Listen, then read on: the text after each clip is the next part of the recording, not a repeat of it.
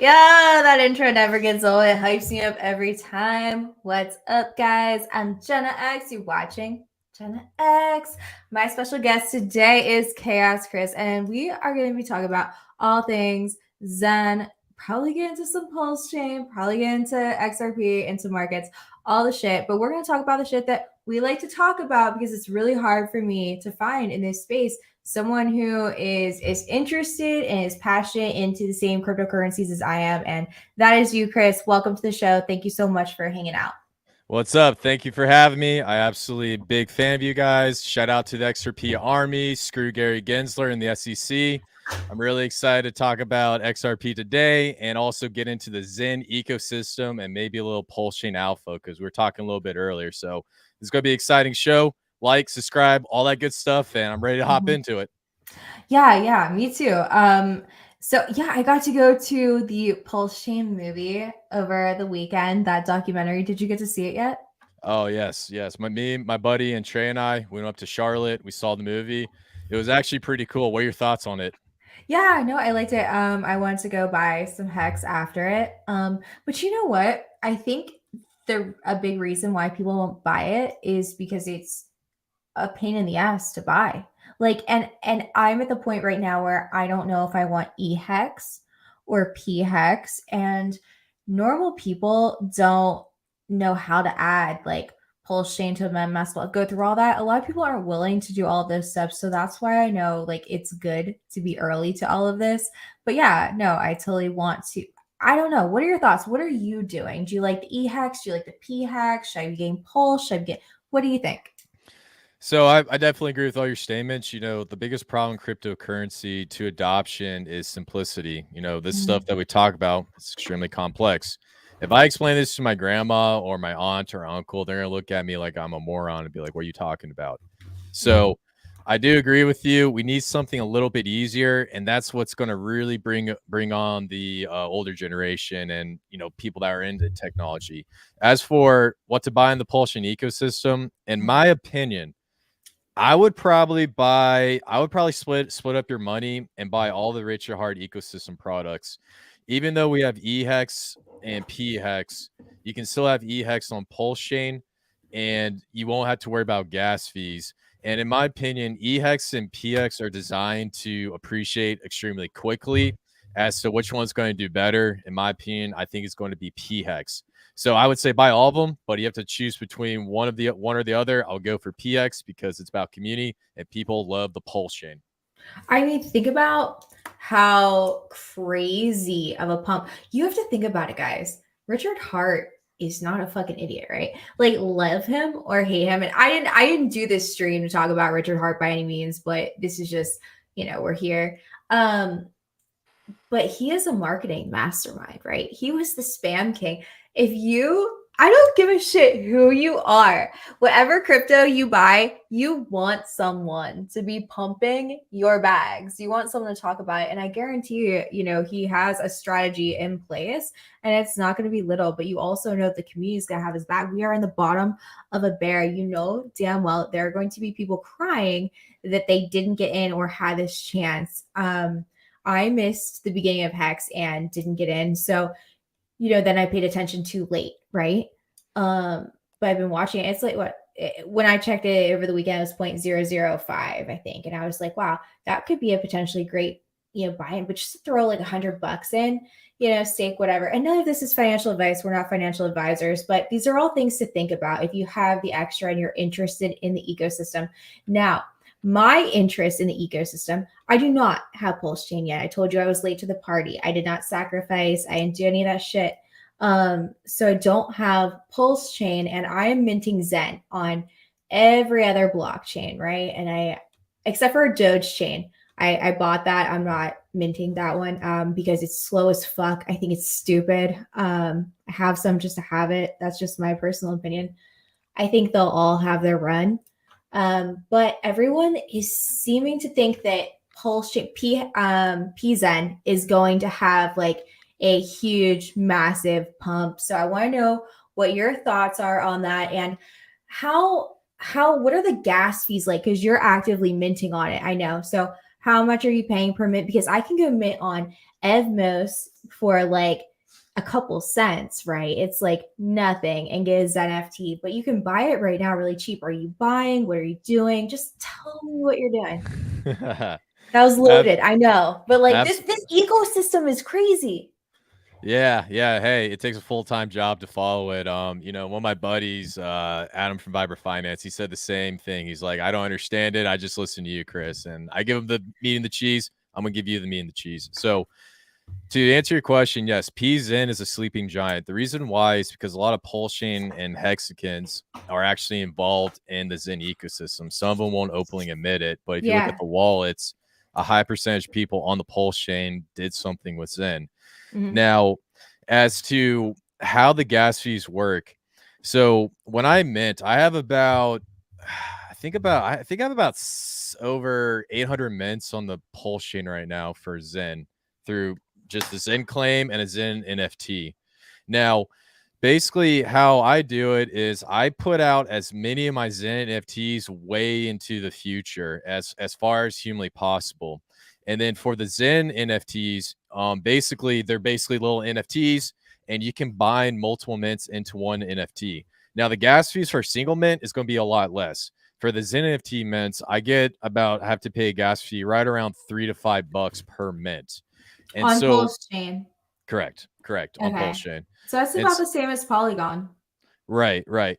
Now, the reason why minting on Pulse chain is much more beneficial than like EVMOS and then Phantom and the DAG blockchains is because the gas fees are so cheap on those blockchains. So you get bots, you get like automated mentors that go and just mint Zen and just spike up the inflation. On the Pulse chain, Ethereum, Binance Smart Chain, a lot of these bigger blockchains where you have to pay higher gas fees, there's going to be less bots doing that because it costs a lot in gas down into the future. So in reality, a lot of bots are taking up and just minting Zen like crazy, but on the Pulse chain, it's a little bit different. So part of the reason why I think PZen is going to be an ultimate winner is number one, a lot of people like Hexagons understand the idea of delayed gratification. And number two, we have a lot of ecosystem projects launching on the Pulse chain, burning Zen, and completely exploding. So to answer your question, the best approach I would say is mint as many Zen NFTs as far out into the future as possible and do a max mint on your Zen mint. Okay, I love that. So here's my question right now. And guys, hey, if you're watching and you have questions, drop them below, because Khaos Kris is legit a mastermind in the Zen ecosystem and Hex and all of it. Like, he's just a smart mofo. So drop that question if you have it. But so whenever the X1 blockchain is released, when do we think that that's going to happen? So the expected announcement of the X1 blockchain is going to be in September. So Jack and the team are going to come out and say whether they're launching this month or sometime in the fall or maybe early 2024. So the announcement's in September. The exact date, not really sure. Okay. So that being said, right now we can burn. And I notice whenever I pull up XN Fastnet, whenever I have the Fastnet up, which is like the test net basically for the X1 blockchain, and I'm looking at that, I have XN tokens. I notice that I get more XN tokens whenever I burn Zen. Now, will that balance be carried over whenever they launch the real blockchain? Like, is because I've already burned my Zen IRL, right? So I should be able to have that. And also, am I trying to accumulate as much Zen as possible to burn whenever X1 launches? Or and like the Zen FTs, the Zen that I burn later, am I still going to get XN whenever, even like, let's say it's 500 days from now and I burn that, will I still get XN tokens? Yeah. So I understand your confusion, and let's break down. I'm always confused. So thank you. No worries. I mean, the thing is, Jack's a really smart dude, and with the really smart guys, they're all over the place. So it's not. I'm saying everyone's confused in this ecosystem, and we need more educators behind this. So it's not It's something that a lot of us need to step up and do. Me specifically, but so when it comes to the X1 launch, there's going to be XN allocations, and to break that down, it's basically going to be 30% is going to be given to anyone who sends in and burns their VMPX token. 30% is going to be dedicated to the 333 Xen auctions, and then 10% is going to be allocated to anyone who wants to burn their NFTs through the 333 auctions. So that 60, how did I do that? So that's 30, 30, 40, 50. Did I do the math around that? So 30 there, 30 there, that's 60, 70. Yeah. So that 70% is going to be through what we call the 333 auctions. A certain amount of XN tokens is going to be put up every single day. And based on those allocation amounts, you can burn your VMPX token, your Xen token, or your Xen NFT. Now, the remaining 30%, which is going to be left over for anyone who burns Xen for Xen altcoins. So let's say you burn Xen for Phoenix, DBXN, a new project. You will actually be airdropped XN tokens to your wallet on the X1 blockchain to the future. So if you decide to burn Xen tokens right now, then expect to have a nice little bag of XN right when X1 launches. And as to how that is going to be dispersed, it's based on how much Xen is burned for these altcoins. So if there's a massive amount of Xen burnt for all these altcoins, it can be expected the supply will be distributed in a year. If there's not that much, it could go as long as 8 years. So that's basically how that works. And you told me before, it's not the amount of Xen you burn, it's your XN allocation is based on the amount of money that you spent to burn. It's like your meteor ones, per se, like your Polygon, your Pulse, your BSC, your ETH, the expensive ones, that's going to give you more XN. Yeah, so to break down for that that Xen component, basically it's going to be based on a dollar amount average based on the amount of Xen put up in the pool to be burnt that day. So $100 worth of Xen on Pulse Chain might be, we'll say, 1,000 Xen, and then let's say $100 on Ethereum is equivalent to 10 Xen. When you put those up to be burnt, the Xen that has the highest value based on your portion of amount of Xen through that burn auction is going to be allocated to you. I'm not sure if I think I explained that. Let me break it down a little bit more. So basically, the dollar amount of Xen you put up into the X1 burn auctions is going to go into a pool, and based on the total dollar amount of Xen, your allocation is going to be that share. And so the idea is, if you have like cheaper Xen on Moonbeam, Doge Chain, you can't take advantage of the system because then that would cause a huge fury across the community. Okay, that's it. Got it. So I'll be honest, like right now, it's like mining Bitcoin, right? Like how much is your electricity versus how much are you getting right now to mint, like on Avalanche and stuff like that? It doesn't really make that much sense. So, but you can still buy the Xen, right? And what you burn still counts, right? Absolutely. Anytime you burn Xen, you get an XN allocation. And the idea of the X1 launch is so it's a slow dispersal of over 1 billion tokens to anyone who is basically in the Xen ecosystem. And the idea is to make this a fair launch and make it very painless for people to acquire XN. So there's only there are problems with this. So first of all, this is an experiment, just as Bitcoin was an experiment, right? Right. Okay. So you can put in a lot of money minting. We don't know if it'll go anywhere. Like I have a lot of money that I've spent in gas fees and all of that. And I'm aware of the market that we're in and everything. I think the biggest issue that I'm finding with Xen is the complexity of the ecosystem and the lack of education around it. Absolutely.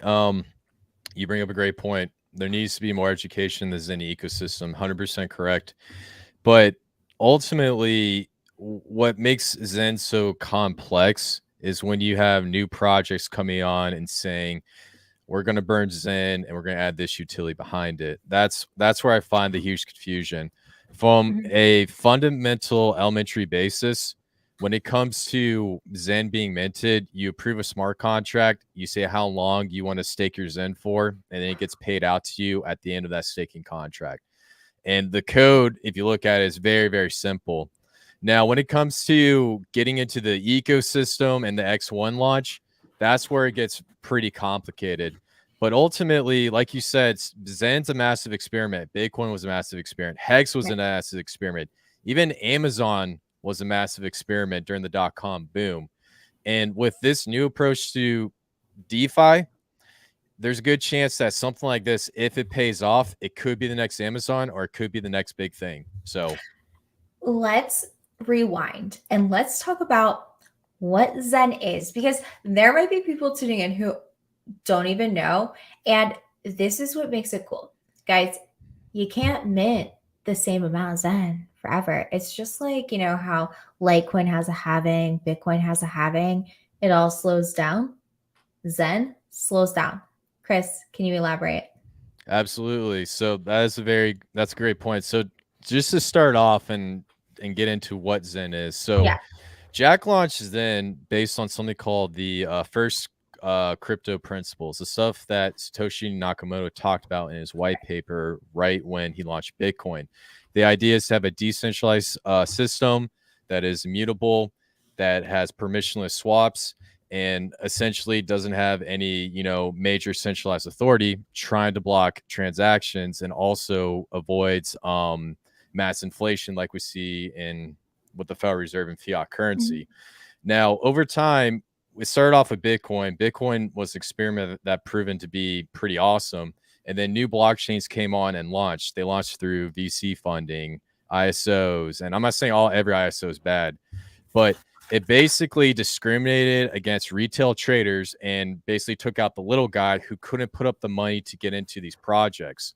And so what Jack did was he created this concept of Zen, where you can basically go onto Zen.network and specify how much Zen you want to, basically approve a smart contract where you can mint Zen, and you basically put in how long you want to stake out for. And based on how long you stake it out for, you're going to get paid out Zen. Now, the amount of Zen is based off of something called a C rank. And your C rank is your position in line from when you decide to rank, when you decide to mint. And anyone who comes after you essentially increases your the amount of Zen that gets minted out through your stake. Now, that sounds a little complicated, but the best way to think about it is you take crypto and you put into a staking contract and you earn yield off of it every single day. This one just pays you free cryptocurrency through the Zen coin. As for inflation, I'm going to do a quick screen share. Yeah. So this is where things get very, very interesting, because a lot of people, let's see, window right here. There we go. So now the next question is, okay, so Chris, you meant crypto, you meant Zen, it goes out to the future. How does the inflation supply work? Because it's basically free crypto going straight to your wallet. Now, how Zen is designed is basically about the amount of people that come in and use it. It's called a proof of participation model. And as more people come in, less and less Zen is going to be distributed throughout the years. So year one, about 44,000 Zen a day. We get up to about year four, it cuts to about half, right around 28,000. And then by year 8.22, and we'll just say about 8.5, you're basically only going to be minting out 19 Zen a day. So, What? Yep. 19 Zen a day.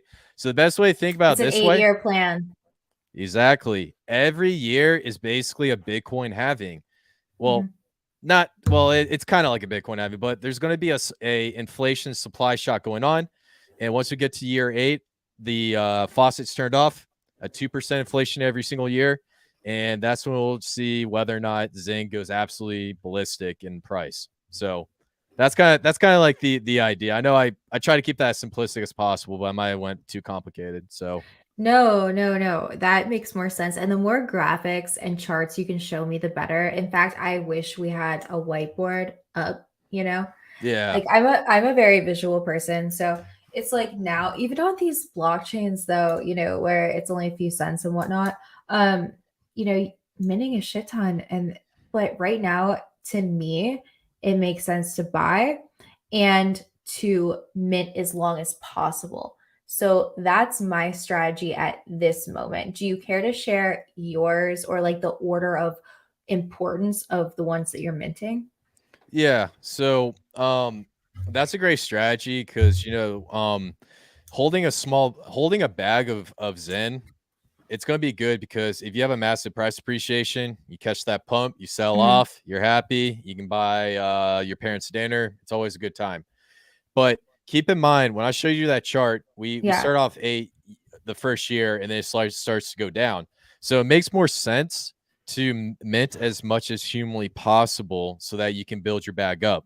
And after that mint, what I suggest you do, depending on what blockchain you are, sell a little bit off so that you can cover your initial gas fee from when you did the mint, and Okay. then keep stacking that bag because X1's coming right around the corner. And when X1 hits, not a lot of people are going to be ready for it. And that's when we're going to truly see what the true price of Zen is. People are going to burn Zen. People are going to buy Zen. Everybody's going to be confused. It's going to be pretty chaotic.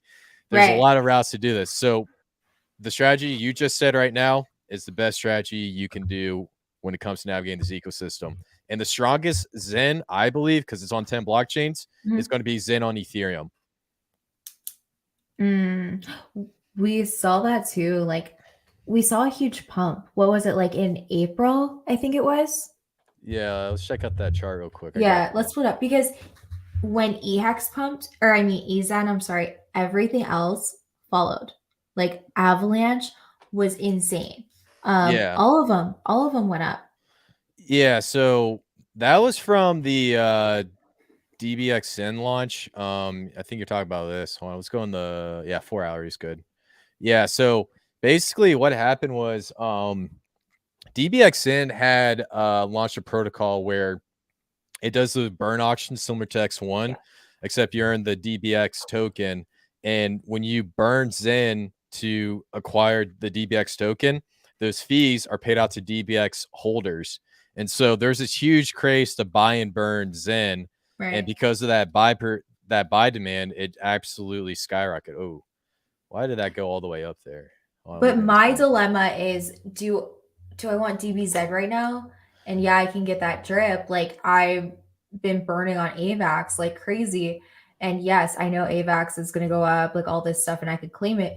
Or do I want to save that Zen in my and burn my like Zen for Zen FTs? Like where do I want to put my Zen? That's where it's like it's game theory.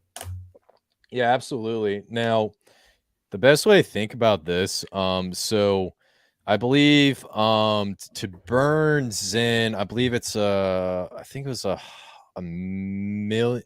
I think you can burn a million, or I can't remember, but basically the best way to do this is what you want to do is you want to look at the DXN chart, so the DBXN chart right here. And Mhm. so when you get a massive pump on that DXN chart, you can come over here and look at the price of Zen over here and say, okay, if I can allocate some of this Zen into the DXN auction and get about roughly this amount of DXN, I can take that DXN off of the auction and sell it for profit if you're starting to see a DXN pump. Now, these are other strategies you can work with. And then we have another token. It's called Zen Doge. Yeah. And I know there's a lot of tokens, but this one's very simple to understand. Basically, what Zen Doge is, it's a meme coin, and you just mint Zen to get the Zen Doge token. Hold on, let me get it on the Polygon. It's only ETH Zen though, right? It's also on I believe it's on Poly. Yeah, it's on Polygon. Attic. I Uh, don't This one is such a like high risk, low liquidity one. Like I love shitcoins and I don't even know if I can do it. Like I have some of it. Yeah. Well, all right. Well, we won't have to get into it, but basically it's basically when you get like these massive candles, you can burn Zen, acquire X Doge, and then using that X Doge, you can sell it off. So that's one thing you can do. As for all these altcoins and stuff, you don't necessarily have to get into them because keep in mind, we got the X1 launch coming right around the corner. Right. So building up a bag of Zen through mints is probably the safest and easiest way to go if you can't keep up with this ecosystem. But you have the option to check out these other products as well. So, yeah. So, good question. Physical, digital. What drives demand for Zen? Gotcha. So, what drives demand for Zen? It's going to be these altcoins that we were talking about. Now, we get new ecosystem altcoins that do a different function and do different utility. Zen Doge, it's a meme coin. You burn Zen to get the Zen Doge. DBXN, you have auctions where you can stake it and earn fees off the auctions.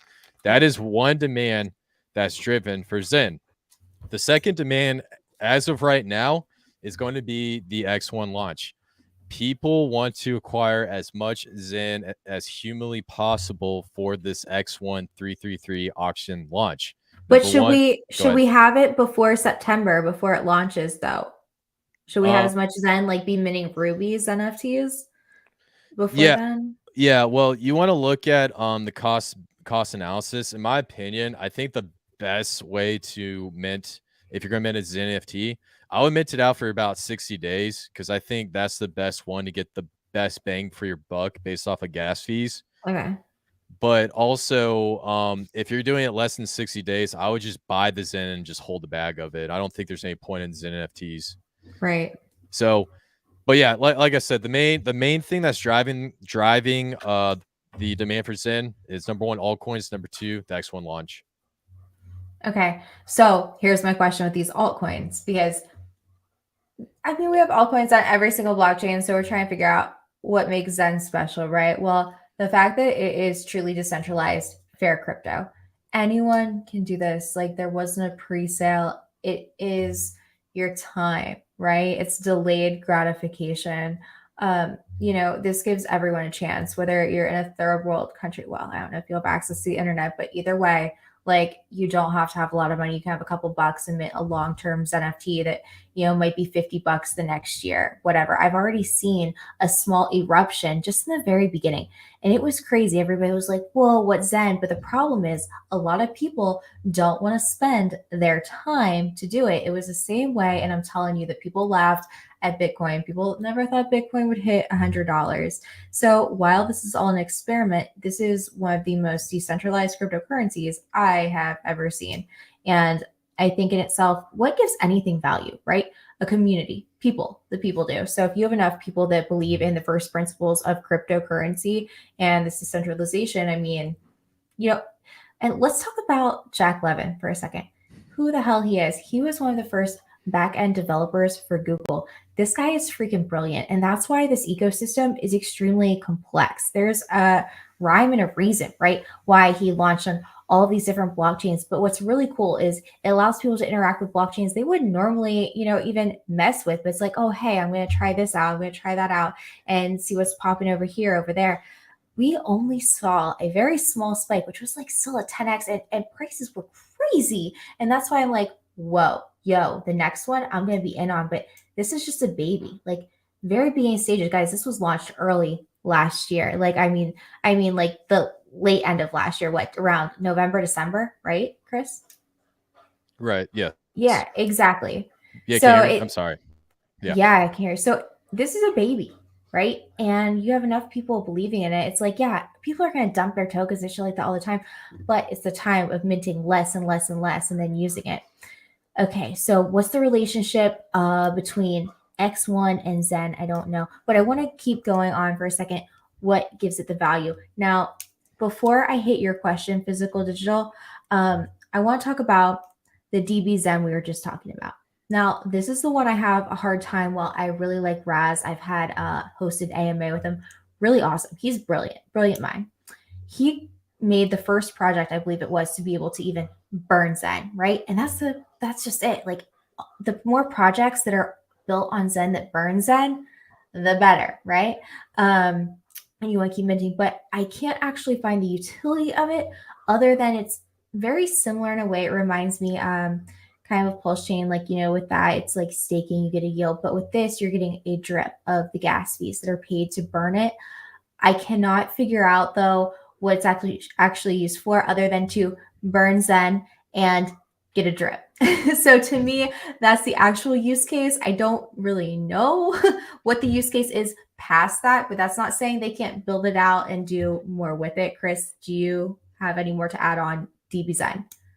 Yeah. So well, I'll put my answer into two sections. So start off Okay. with DBXEN. The best way to think about it is it's kind of like a stock dividend payout. So when you put up Zen and you earn DBXN, you basically earning like a decentralized stock that you put back into the decentralized company. And based on other people coming in after you, they have to pay to buy that stock and you earn fees off that stock. So it's like a stock payment dividend, but in a decentralized manner. It's not actually a stock company. I don't want the SEC coming after them. But the point I'm trying to get across is the main utility behind that is through the auctions. Now with DBXEN, they're also doing the DBXEN NFT, which is very similar. You can basically use your DBXEN NFT, pay a fee, stake it, and earn passive income through the DBXEN auctions.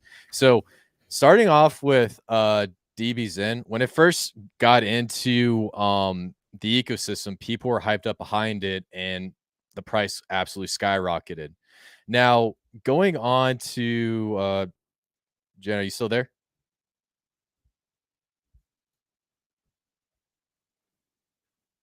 Jenna?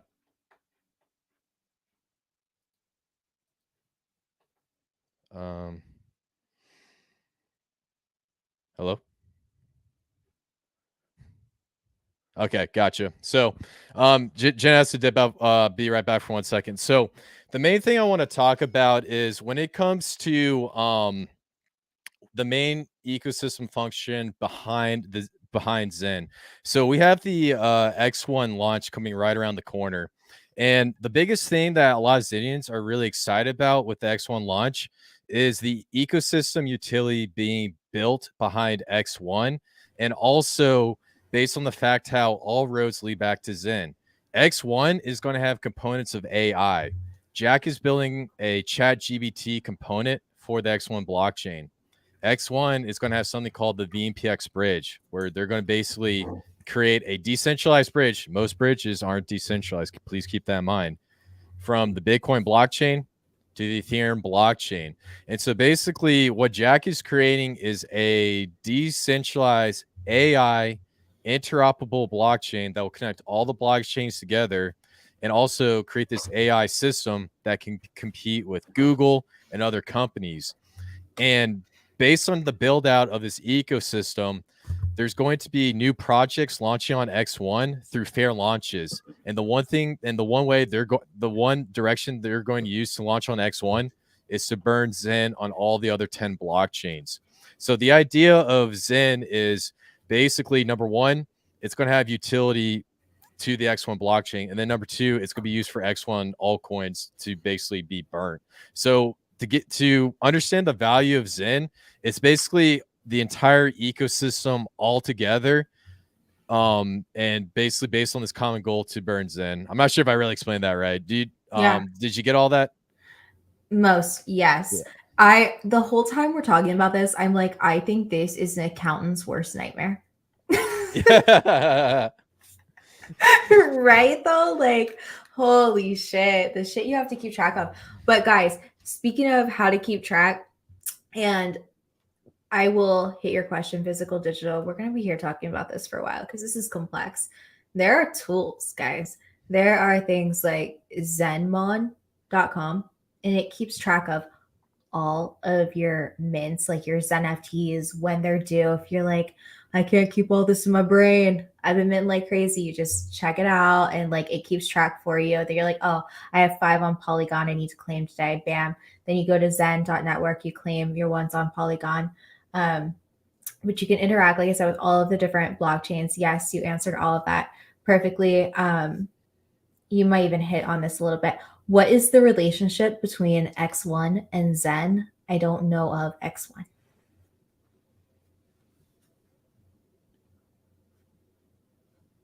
Hey, can you say one more time? Sorry, you phased out real quick. We had a connection error. I phased out error. Okay, so what's the relationship between X1 and Zen? I don't know X1. That is what Physical Digital said. And by the way, hi Josh, hi Snoop. I see you down there. Yeah, I see. I got you. So, basically, the relationship between X1 and Zen is Zen.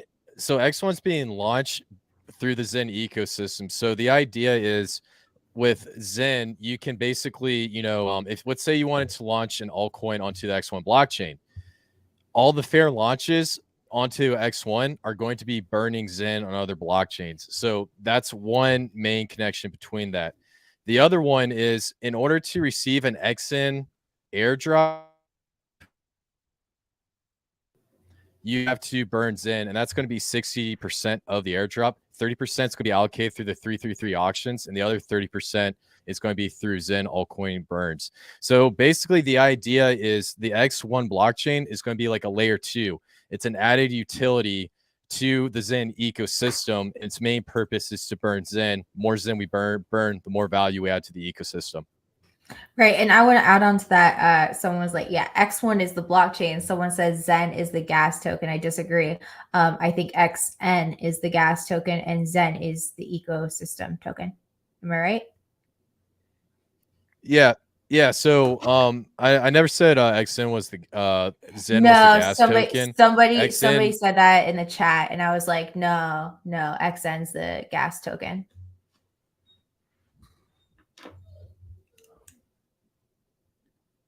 Oh, okay. Yeah. So XN's gonna be the main. Yeah, you're right on X1. Then Zen's just the ecosystem token. Yeah. Yes.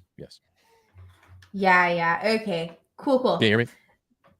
Yeah. We're both getting a little glitchy, but cool. All right, you guys got it. Yeah. So X1 blockchain is coming up, and you can test it out right now.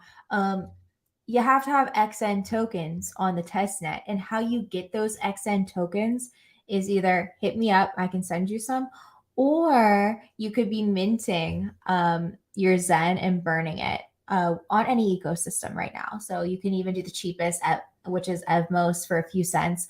Phantom takes too long, and I was doing a lot on Moonbeam, but that takes too long. Once you get a taste of the X1, you're like, this is fast. And the quick ones, you don't want to deal with the other ones. And I don't know if you have this issue, Chris. I get the issue on Polygon a lot, though. There's a lot of times I can't mint or burn mine, and I refresh, but I have a lot of issues with that. Do you have issues with Polygon? Yeah, absolutely. And I think it's not only with Zen, but it's also with other projects. And that's actually a Polygon and blockchain error. And that's part of the reason why not a lot of people like to be on Polygon as well. So yeah, I run into that issue all the time. I also run into that issue on Moonbeam as well sometimes. So yeah, same. But yeah, absolutely. But yeah, but Jenna, 333 auctions. Are you going to get involved or back here? You hear me? I'm losing you in and out. Guys, is Chris cutting in and out for you, or is it just my shitty internet? I can hear you right now, though. Okay, cool. So on the auctions, can you say that again? Yeah, so what's your overall opinion about X1 blockchain in comparison to the other blockchains you researched in the past? Well, this is super fast, right? I've tested out, and the cool part is Jack's smart, right? He wanted us to fuck around with all these different blockchains to mint Zen. They are slow. Yeah. Evmos is the fastest one that I've used, right? And cheapest, but everybody thinks it's shit. I don't know. Who knows? But X1, when you're doing the test on all of those on Fastnet, it's really, really fast. I just don't know what the actual fees will be, but it reminds me of how quick the XRPL is. And that's why I love the XRPL, right? It's really, really fast. So that's why like I'm really excited about it. I just how much okay, I want to get your thoughts on this. And we're gonna show guys, I see physical and digital that what is the best wallet to use. That's for you to figure out, right?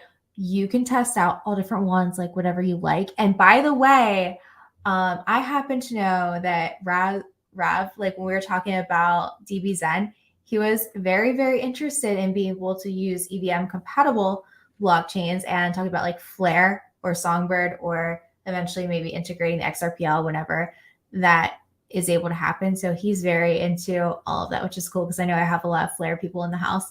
But we're going to hit up Zen.network. And I don't know, Chris, if you want to be able to show yours. Yeah, I got you. I got you. Yeah, so we're going to show all the wallets that you can actually mint from. And it's cool because you can try a little bit here, a little bit there, spend a couple bucks, see what you like. But you can go literally on Zenmon, and we'll show that later, zenmon.com, and you can estimate, like, let's say how much you're going to get for how much money you're spending and do the math on everything. ZenPub, there are so many tools. So all of you math people, you can be like, is this making sense? What's making sense for me? Here you go. Chris has it up. Yeah, absolutely. And so just building off of what Jenna was saying, you got 10 main blockchains you can come on Zen.network. And as for a preferred wallet, I know a lot of people are moving away from MetaMask, but anything that's EVM compatible, there's Internet Money on Pulse Chain. Shout out to KG, really great guy. And there's a whole plethora. Some of the main ones we got Ethereum, Binance Smart Chain, Polygon, Avalanche, and then kind of like the secondary ones, a little smaller ones. We got ETH, Proof of Work, Moonbeam, EVMOS, Phantom, Dogechain, OKC, and the legendary Pulse Chain. Yeah. What are your top 5, Chris? Top 5. I'd probably say number 1 has to be Ethereum, highest market cap. Number 2, Pulse Chain. Pulse Chain has been ripping. Price has been doing extremely well. On top of that, number 3 would have to be Polygon. Polygon's like the test net for the new Zen-based altcoins. And then number 4, I'll probably have to put Phantom in there. Actually, no, not Phantom. Excuse me, Avalanche. Avalanche is a very popular one among a lot of Zenians. They love it. Especially DBXEN's really popular on Avalanche currently. And then the last one, I'll put in Phantom. What about you? What is your number 1, Jenna? Well, I don't know. I mint all of them like a fucking maniac. And, you know, guys, it just depends on which personality comes out, right? Like some nights I'm like, oh, you know, I want BSC, but I'm poor. I can only mint like a couple, you know, VMUs on it. And VMUs are the lines that like how many. Okay, let's explain VMUs, right? So it's essentially like minting to a bunch of different wallet numbers. So instead of just minting one straight wallet, this like maxes it out for you. So you can, let's say, mint to a whole string of them at one time. And they used to not have this tool. You used to have to be able to do it yourself. Sprinkle, look, he's minting his NFT right now. So VMU count max. Do you want to go through exactly what you're doing? Yeah, so basically the VMU, one VMU is equal to one wallet mint. And I forgot what the acronym is, but basically one of these is just one wallet mint. Yeah. And depending on how many people mint on the blockchain, mint on each blockchain, you can do 128. Sometimes it goes up past 200. It all depends on how many people mint. And so here, when you come down, you can come to when you want to claim all these wallets. So right now, 128. It's 128 wallet mints. Now, for the days, this is where things get interesting. So let's say you want to do the max. Then you can basically receive a Centurion. I don't know if I said that right, but you get the point. Or let's say you want to do it for 200. You can receive an Emerald's NFT. And so the idea is the longer you stake it out, the more Zen you're going to get. And so when you mint this in, you're just going to have a mass amount of C ranks, and based on that, it's going to determine your place in line to receive Zen. So Exactly. So let's say he mints this one right now. When somebody comes behind him, that mint is going to go way up. The Centurion are the max, right? It's always good to have the max. And me personally, I have Zen on every single chain.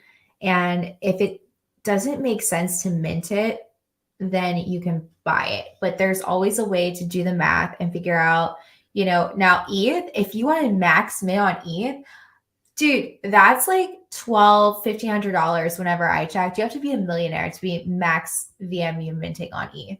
yeah, it's crazy. So like the NFTs on on ETH and Binance Smart Chain, if you do max VMU and Binance Smart Chain, it costs like $100. Those are like the no-goes for Zen NFTs. I would highly recommend just do one mint on those blockchains, and then don't worry about the Zen NFTs. Now, on top of that, to give some basis to what Jenna was saying, these are 3 max NFTs I did a while ago. I think this one's actually more recent. But when I first did these Zen NFTs, they were about a billion Zen. And after, I would say, a couple days and even like a couple weeks, one of them's almost at 4 billion Zen, and the most recent one's at a little less than 4 billion.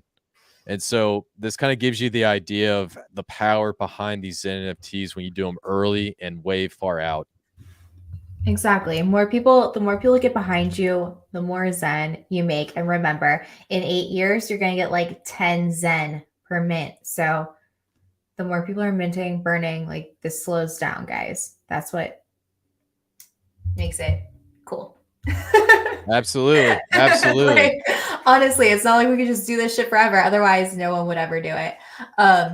Yeah. But back to like my top 5. Okay, so I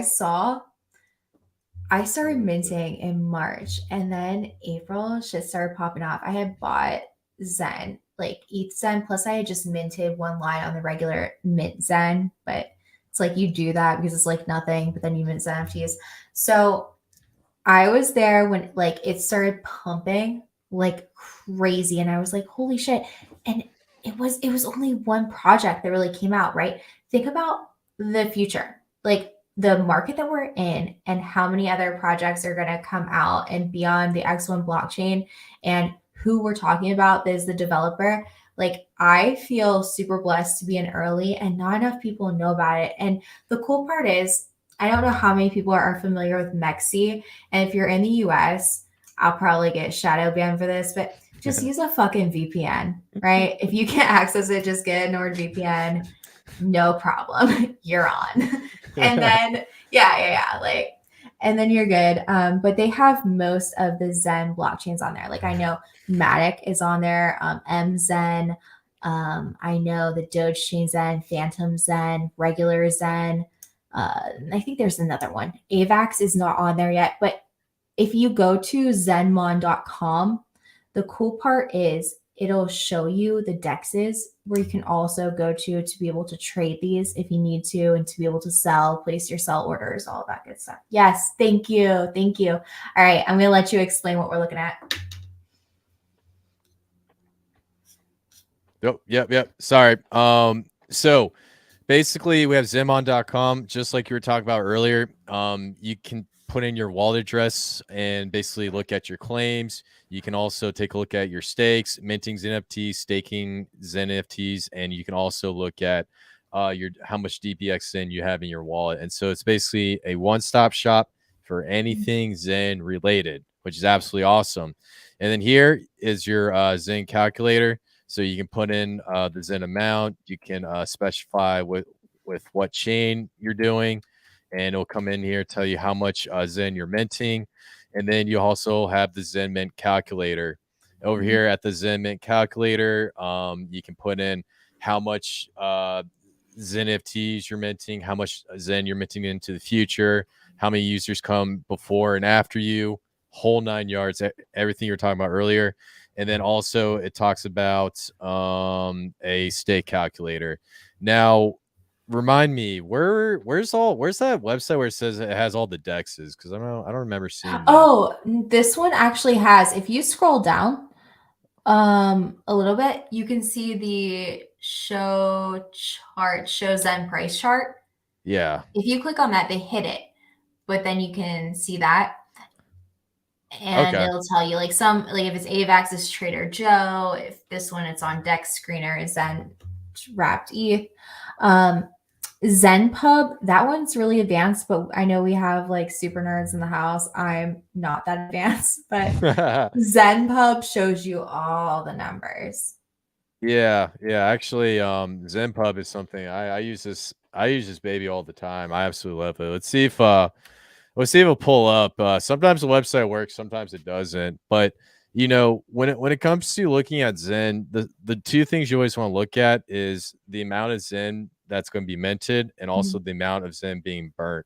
And so, what's great about ZenPub is you can actually go on here and I'll tell you how much Zen is being burned and how much is in circulation. That's why I absolutely love this website. So I'm gonna try it one more time. If not, I'll probably just give up on it. I But feel like I'm what's gonna really make a tweet. go ahead, sorry. I feel like I'm gonna make a tweet. I mint Zen because I'm smarter than you. Yeah, so here's the one thing I want to say, and this is actually one of the coolest parts about being in Zen. Jack Levin is always talking about the really cool projects he's working on. So he got into transformers when it comes to like AI blockchain. And without going down the rabbit hole, what a transformer is, it's basically a piece of software that allows you to set up a chatbot on a blockchain. And he goes into these spaces and he explains it to all of us. And we're all just sitting there like, holy cow, what are you talking about? And then he comes back and keeps telling us about it. So what's great about the Zen community is you're always learning something new, whether it's in AI, blockchain, coding. That's why I absolutely love this community. So yeah. I love it all. You know, a lot of people that are in this community are early Bitcoin and, like you said, early Hex, which I think is cool. Like a lot of the Hex OGs, like that's who told me about it was Christy. And, you know, I've been homies with her and I know her husband's like a Hex OG and they're like, hey, you got to check this out. Nobody else is talking about it. And you know what? When you come out of your echo chamber of whatever your tribe is, like for me, it was XRP and stuff like that. When you come out of it and you're like, oh shit, this is out there. Like this could actually go somewhere. Why not? Right?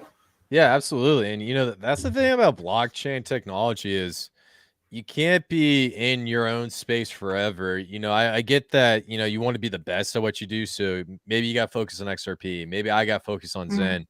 But I always go over to your Twitter channel and it's like, all right, what's popping with XRP or ISO 222? You give me the meat and cheese. People come over and check out Zen. And Right. you got to see what other people are doing because with the Flare network, they have a different approach to interoperability than what X1's trying to do, and it's always great to be educated. So but yeah, I definitely agree, and I always see you on Hex podcast, Pulse Chain podcast, Zen podcast. Like your community outreach skills is a 10 out of 10. 100%. Hey, thank you. You know what? I think it's just cool to like, well, maybe it's because I like to flirt with other blockchains, but I think it's cool because people get so stuck, you know, and it's like, why? Who cares if you like something or don't? People are people, right? We're all in crypto because we see a bigger picture and we want a better life for ourselves, for our family, everything. We see what's going on around us and we don't like it and we want to make a change. We want generational wealth. So that's why I want us all to do well. As long as it's not a scam. And, you know, of course, there's bad actors everywhere, but I want to learn as much as possible about everything I can. And that's why I am so addicted to the crypto space because I cannot learn everything. Like, I can't stop learning. Like, there's just so much. And it's like, yeah, like we have to figure out for ourselves what makes the most sense, what to believe. I look at it as we have horses in a race, right? We got to pick the winning horses. What's going to be around in a couple years? What do I think is going to pump in X amount of months? What do I think is going to be around for my kids? What am I going to leave? Like, we have to look at all of that, but we know it's changing. So it's like, why not be open to it? But why would we want to close ourselves off? And, you know, you don't win that way. Yeah, absolutely. And the thing is, crypto moves really, really fast. Anyone in the last bull market, there's a new narrative every single day. One day we had Shiba Inu pumping, the next day we had a DEX pumping. This stuff moves very, very fast, and you got to keep up. And I love Mhm. everything that you said when it comes to picking horses, picking the best projects, but also keep in mind you want to keep yourself open to what else is out there. The X algorithm, the YouTube algorithm, your Mhm. Facebook algorithm, they tailor based on your searches. So if you're searching all XRP, that is all you're going to get. Same with Zen, same with Hex. So by diversifying what you look at, you'll get a whole plethora of new stuff, and you want your algorithm to be diversified for the next bull market. So Absolutely. Like, we are so lucky to be here right now. I know we bitch because it's long and it's taking forever, but I think we are so lucky. So, okay, I missed, by the way, because I didn't set up an Ordinals wallet and everything happened so freaking fast. Oh, my Doberman. VMPX. I want to talk about it. You know about VMPX. I don't. Fill me in. okay. So basically, here's what VMPX started out. We had the Bitcoin Ordinals, the BRC20 launch. There's a huge craze behind it. And for those guys who don't know what Bitcoin Ordinals are, without getting too far into it, it's basically Bitcoin's version of smart contracts for the Bitcoin blockchain. And essentially, what it does is you have a Satoshi, which is one of Satoshi's equal to one million. No, I think it's 10 millionth of a Bitcoin, and you can assign a pixelated image to that.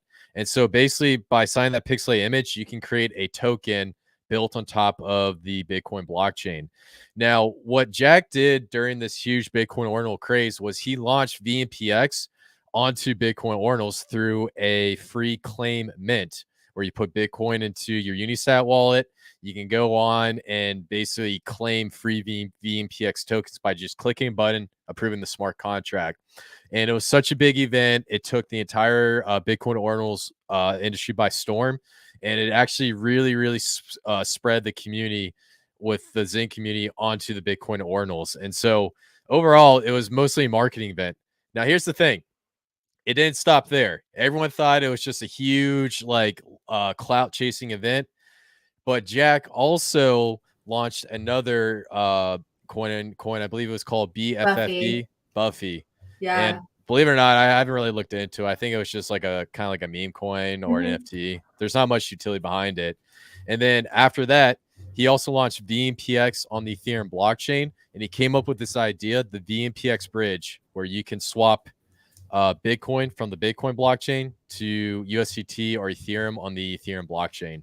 So it was like this evolving pattern where it started off as a joke and then it turned into something really, really cool. So I know like a lot of people though in the Zen community got a little upset with him because they felt like he was spending most of his time on BMPX and forgot about Zen. yeah, that's the downside of launching a bunch of tokens, economic energy. How did Hex do a 10,000x? Richard Hart focused on one coin. How Right. did how did XRP do that massive run up when the SEC was attacking it? Community focus on one coin, XRP.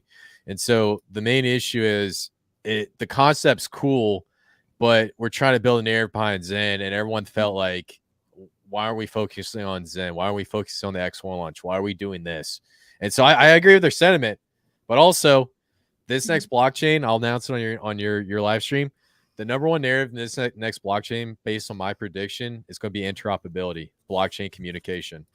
So I think the VNPX gets into that field. Well, what's your overall thoughts on interoperability? I think it's great. Our biggest problem, well, I'm Gen X. X is interoperability. Our biggest problem is the hacks, right? Every time someone says bridge, I instantly think shit's gonna get hacked, right? Like how much adoption can you get using a bridge because of that reason? Yeah, absolutely. And Solana had like 12 bridge hacks this past like bull market. So yeah, yeah. So the main feature of VNPX is this concept of a decentralized bridge where a lot of the VNPX tokens are gonna be locked up into the bridge. And basically how it's going to function is say, all right, I want to go from Bitcoin on the Bitcoin blockchain to USDT on the Ethereum blockchain. Bitcoin can be transferred into the VNPX token and then transferred over to VNPX on the Ethereum side, and then that'll be automatically swapped for USDT. And Jack partnered up with Libra Chain to do this at the wallet level, so that if you want to go from Bitcoin to USDT on Ethereum, you do it all in one click of a button. Some people think that Jack just did this to help the miners make money. Again, what do you think? Can't speak too much for the guy, but my thoughts on the situation is Bitcoin has the most value.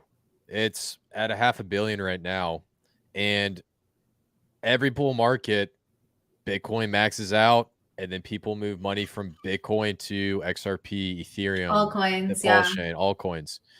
So the centralized exchanges are like the middleman between that transfer. Centralized exchanges are the same thing as banks. And so that could be true that he's trying to benefit the Bitcoin miners.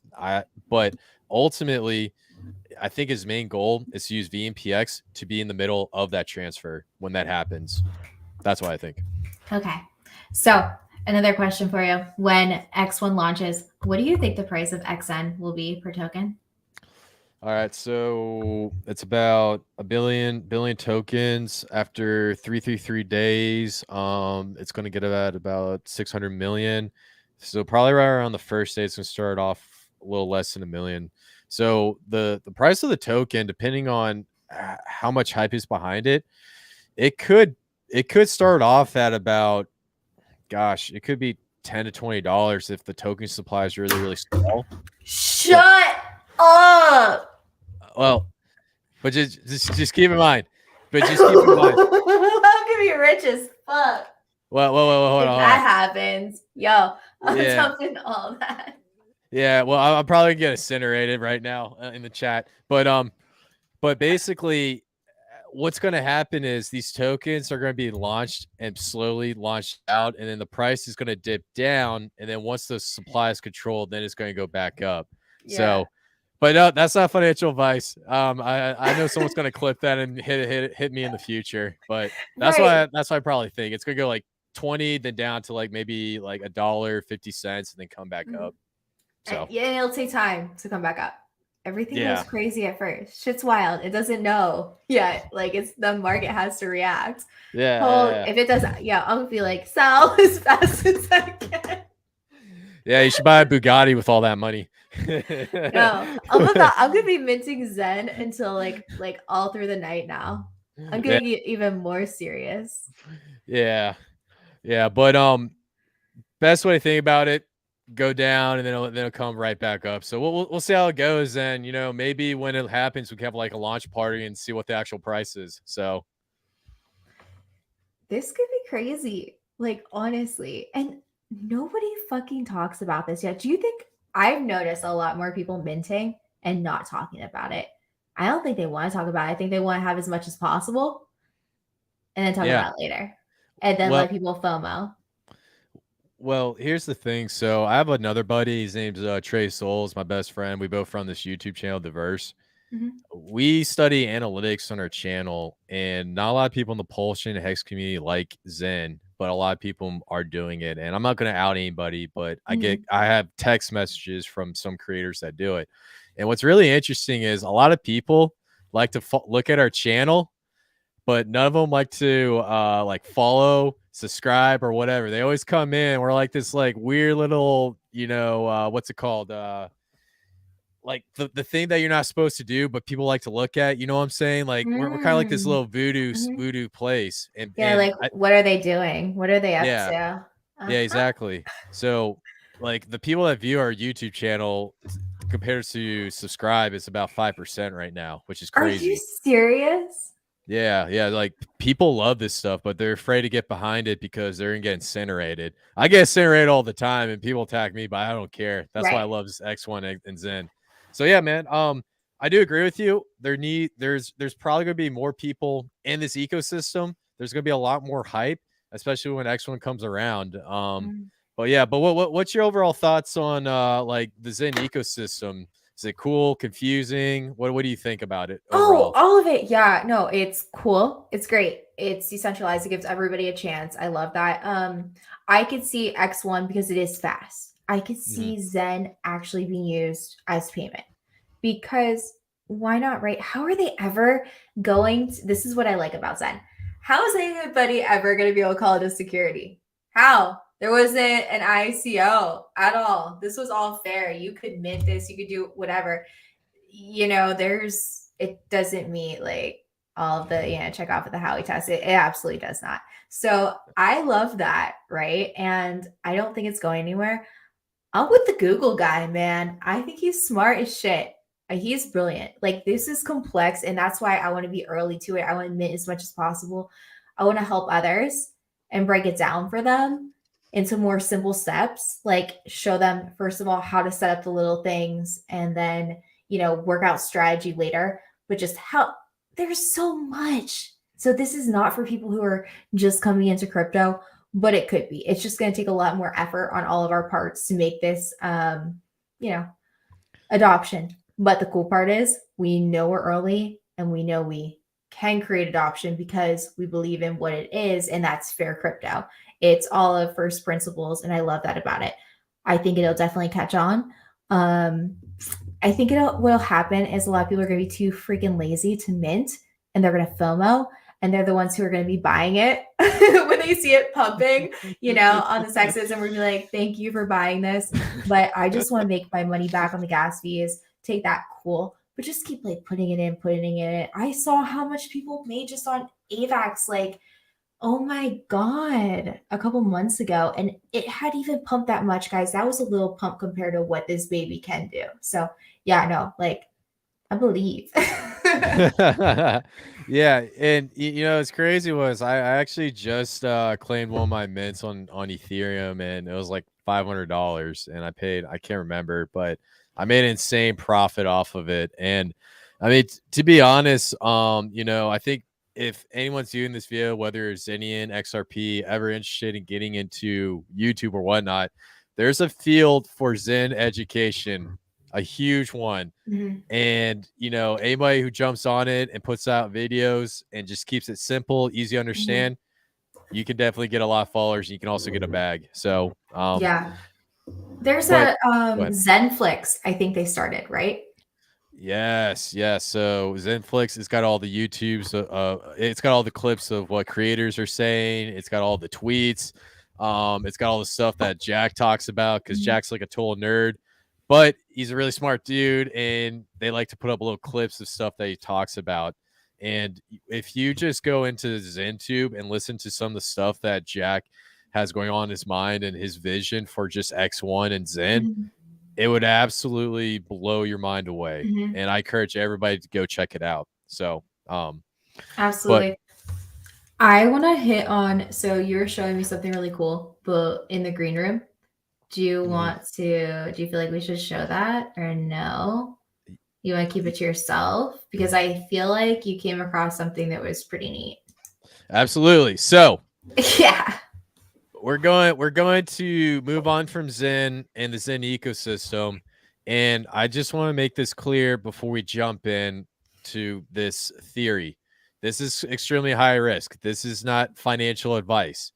Everything we're talking about is complete speculation, but also with great speculation can come high risk, but also high reward. I just want to make that clear. Now, I was on Twitter the other day, and I came across a tweet. Let me move this down really quickly, and I'm going to share my screen real quick. Window. Cool. So I came across this tweet on Twitter the other day by this guy named Hodlnomics, and he's in the Pulse chain and the XRP community. So definitely a really smart guy. Oh, cool. And he came up with this theory talking about how the price of DAI is moving really, really quickly, and it's the highest appreciation PRC20 token copy after the Pulse chain launch. And it caught a lot of attention. So him and his two buddies went through, did a bunch of research, and dove into what is going on with Pulse DAI. Why is the price of it going up? And so if I come over here to the chart, right around the launch, we had a couple sell-offs, and then it absolutely died. Now coming into the future to present day, we're starting to see the price of this token essentially do almost a 10 to 14x from its low down here. Now, basically, without getting too far into this tweet, I'll just sum up for you guys. Someone launched this project called Atropa. And what Atropa did was it basically comes in and they're adding liquidity to this token. Well, we make sure it's the right name. B-Roots had it up. It was called Atropa, right? Yeah, Atropa. Okay, cool. Just double checking. So he had this project called Atropa on the Pulse chain. And what it's doing is it's pairing up Atropa with Pulse with DAI, and it's taking it and sending it to a burn wallet so that it removes DAI from circulation and basically stabilizes the peg of Pulse chain DAI. And this is part of the reason why this price of this token is going up. Nobody knows who launched this project, and nobody has any idea what's going on. In addition, DAI is part of the MakerDAO ecosystem. Before Pulse chain launch, a bunch of developers went into the code, and it turns out people were using the code before the Pulse chain launch on the Pulse chain side. So MakerDAO, the stablecoin, the code is all the same. There's liquidity pools where you can add liquidity and whatnot. And so this is where the conspiracy theory comes in. Is Richard Hart involved with trying to stabilize the DAI price? It's going crazy in the community. There's a lot of questions behind it. I'll leave it up to you guys, but I will say this is something that you do not want to ignore because the Pulse chain ecosystem needs a native stablecoin. Gino, your thoughts on this? I mean, do they have to have a native stablecoin? Like, you think they have to? You think this is the one? So here's the thing. The Pulse chain bridge. Remember we talked about bridges earlier, about hacks and bridges? Yeah. Happens all the time. The stable coins on Pulse chain is bridged over USDC and USDT and DAI from Ethereum. So it's already pegged to 1. If that bridge gets hacked, the Pulse chain is done for. And I don't want it to happen. I don't think it will happen. But the thing is, there needs to be another stable coin within the Pulse chain ecosystem that's not dependent on the bridge and can live by itself. And so the theory is the reason why Richard Hart is paying attention to DAI is because this was copied over and he didn't technically launch the project. And if he stabilizes the price of the peg to this token, then he won't get attacked or sued by the SEC. So that's kind of like the theory behind it. Yeah. How do you buy it? How do you buy it? So you come down here, and so first thing you want to do is come over here to app.pulsex.com/swap. Yeah. And then you come down to this pairing. You click the contract address, and then you connect your wallet.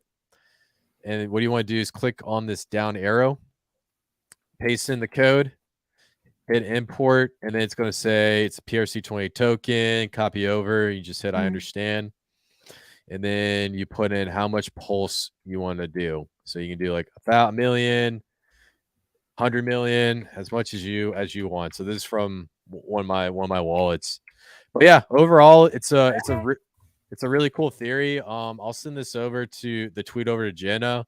I'll let all you guys read about it. Please keep in mind, this is a highly speculative asset. Richard Hart has not announced that he's trying to stabilize his price. All this is being done through that Atropa protocol through bots. So it's high risk, high reward. I want to make that extremely clear on this live stream. So, all right. We know it's not our first day, I hope. If it is your first day, maybe this isn't the one. I don't know, but you've been warned. Yeah. All right, cool. So yeah, when do you think, all right, we've been on this for a while. So when do you think that we are going to get out of this bear into the bull? What are your predictions? What do you think we're looking at around the halving next year? Yeah. So, I would say about a month and a half after the halving, we'll probably start to see institutional money move in. I think the Bitcoin ETF is going to really propagate and really push us into the bull market. And then that money printer, baby, print. There's sooner or later, interest rates go down. It's the perfect scenario for a awesome rise in the Bitcoin market. What's your thoughts? Yeah, I mean, I agree. We are all into the cycles, like, right? And once Bitcoin pumps, then ETH usually, and then our altcoins. So I have, I'm ready to go. Like, I'm ready now, but I can stand accumulating for a little bit longer. And I'm just really fucking excited. Got a big smile. Like, I'm going to be the richest I've ever been. I know that. Like, it's just exciting, right? Like to go through the pain and then get like the month and a half of extreme highs, like, which is what it is, like a month and a half. And you have to be quick too. And that's what people don't think about. Like, you have to have your exit strategy ready. You can't be too greedy. You're never going to fully take the top. You're never, always going to catch the bottom. You have to have a plan and you should stick to it. Like, that's the only way to prevent yourself from getting wrecked and riding that shit up and back down. That's all I got to say on that. Hell yeah. Hell yeah. What's your Bitcoin price top? You know what? I definitely think it'll break 100,000. 100,000? I do. Okay. Yeah. I think it'll break that. I really do. I'd be surprised if it didn't, just based on the track record. Do I think it's going to hit 500,000 this point? No. But do I think by 2030? Oh yeah, because of the ETFs and everything. But I don't want a Bitcoin ETF. Like, I know there's people that in TradFi that, want exposure, but not that much exposure, and that's who it's for. I want to own the real shit. I don't want to own a derivative of. Yeah. Here's the thing about the Bitcoin ETF, and I won't go too much into it, but there's been times where when we had the gold ETF, the price of gold was manipulated. My concern is, will this happen with the Bitcoin ETF? Oh, Will they what try to do you think? do? I think, the Bitcoin ETF could be a trap. There's been times where you regulate the stock market. Turns out extra shares that they had no idea about. Richard Hart talks about all the time. And so maybe it'll be used to manipulate the price, and maybe it'll hit just above 100K, or maybe it won't. I'm extremely scared about this Bitcoin ETF. And if you're a DGen, DeFi fanatic, please own your Bitcoin in a decentralized wallet. Do not use these exchanges and screw these big corporation ETFs. So my thoughts. Yeah. Yeah, no, I would rather own the real thing. Like I said, that's for, I feel like, the older generation, and people don't know how to self custody, but I would rather own the real deal, right? And think about how many are lost, right? There's like 21 million. How many million are lost, never coming back? And it's just going to slow down. Like, Yeah, I think people will countries will eventually get to the point where they will start mining Bitcoin. absolutely. I mean, they already do it. Like, it's really popular in Europe. And I mean, honestly, I definitely agree. This is going to be the market for country adoption, or global adoption, or national currency standard adoption. Now, I'll ask you a quick question. All right. XRP related. All right. Gun to your head. Which one would you have to buy? You gotta pick one. XRP or XLM? Excellent. XLM? You think that's gonna absolutely rip this next bull market? Yeah, it rips with XRP, but like it almost surpassed, I feel like, XRP. I think it'll do really well. I see XLM going to at least $1, and I was buying it 7 cents, 8 cents. Whoa. So like, because I believe in it, but I know how much I'm going to sell at $1, and I know how much I'm going to keep, for 5, 10 years down the road for my kids. Because let's be real, XLM's not going anywhere. Like, Gent Judas, like, he is all really tight with the elites. Like, this was made, like, the Stellar Foundation is in bed with the CFTC. This shit is going nowhere. So you know what? This is a great long-term play for me. It's slow. It's slow as fuck. It could practically be a stable coin. Like, but I believe if you want something safe, excellent. Yeah. Would I buy it? Because I'm happy with my XRP bag. So if you ask me between the two, yeah, I'd stack XLM. And if you gave me the choice between XDC and XLM, I'd stack XDC. The funny part about it was, I actually the other day, last week, I think it was like XCC was pumping. Yeah, I was ripping. Yeah, I was at the gym and I saw it and I was like, oh my God, I gotta take profit. I ran out of the gym and drove home as fast as I could. My friend was at the gym. He calls me. He's like, dude, Chris, what are you doing? I was like amped up on pre-workout. I was like, bro, I gotta go. I was coming back. I was coming back trying to sell, and I was like Yes. shaking. Yeah, because you're like, I don't want to miss it. I don't have my order in. And like, it sucks if it's on the cold wallet, right? You got to hurry up and move it. And you're like, son of a bitch, just get over there now. Yeah. Here's the worst part. I was trying to send it to my MetaMask wallet, and I was such an idiot. I forgot the first letters was XDC, not OXO. And so I was sitting there, I was like, damn it, why is this working? But yeah, you get it. So I totally do. I totally do, guys. And that's why you have to be ready. You can't be shell shocked. You gotta know your shit's gonna pump. And stop trading your shit for something else, for something else, for something else. Just be fucking patient. Like if you believe it. VeChain hasn't popped yet. We've seen all these other ones do like a little pop. I haven't seen that pop yet. And I'm sorry, but at 1 to 2 cents, that is a steal. oh, absolutely. Absolutely. VeChain, is that they did like the security with like really expensive watches and stuff, right? Is that the right one?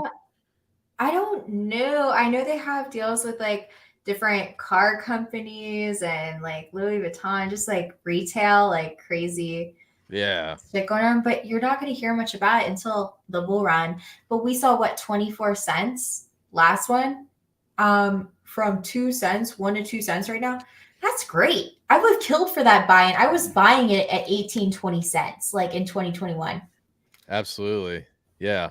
Yeah, it's crazy how everybody wants to buy it when it's like going crazy, and you hear like Yeah. you go to the restaurant, you hear your waiter say, "Oh my gosh, Bitcoin's like at 50K." But then when now nobody's talking about it, nobody wants to buy it. I just don't get it. I agree with you. So 100%. yeah, so this time to buy and stack a bag, you know, XRP, XLM, XTC, Pulsechain, Xen, and the whole 9 yards. So Exactly. All right, guys. Well, hey, thank you everyone in the live chat. Let me get through. Thank you for hanging out. Benson, gotta be XRP. What up, my homie?